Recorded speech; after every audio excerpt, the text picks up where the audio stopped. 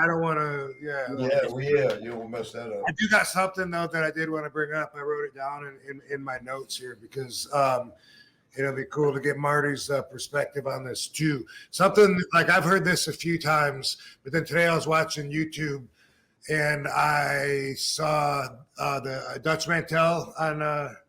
He was on his podcast, and it was podcast. Yeah, I like his podcast, and he was talking about Tully Blanchard and someone else, some comments they made anyway about the younger guys never ask them for advice, right?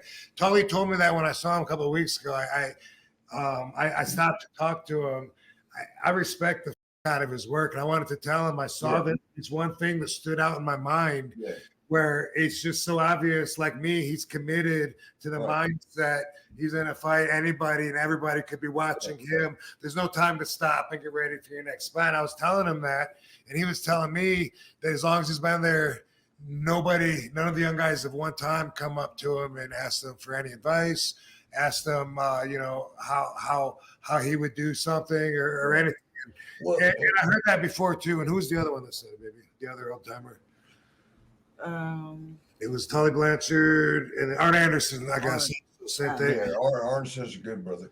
And I heard that before. Like I heard that when I was there too. Somebody mentioned that the young guys don't want advice. With what's his name? They're scared of his beard. What's his name? Yosemite Sam. I mean, anyway, that thing is pretty damn. Obviously, Marty, we know that the business is way different now, and that they obviously didn't get trained the way that we did. And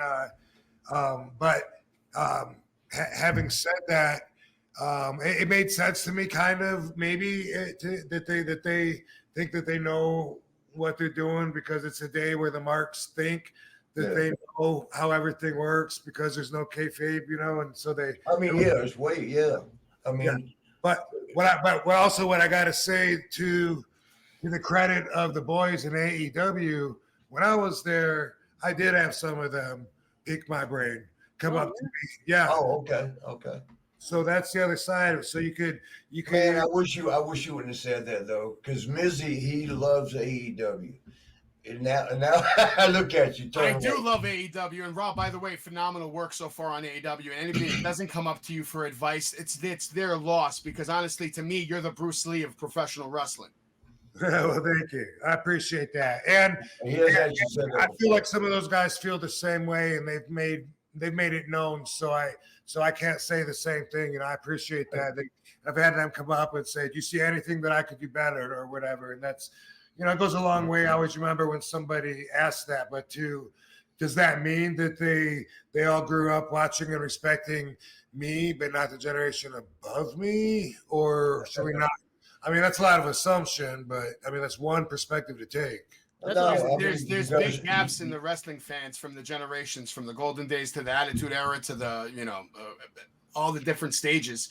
So different fans have different perspectives, and different wrestlers have different perspectives.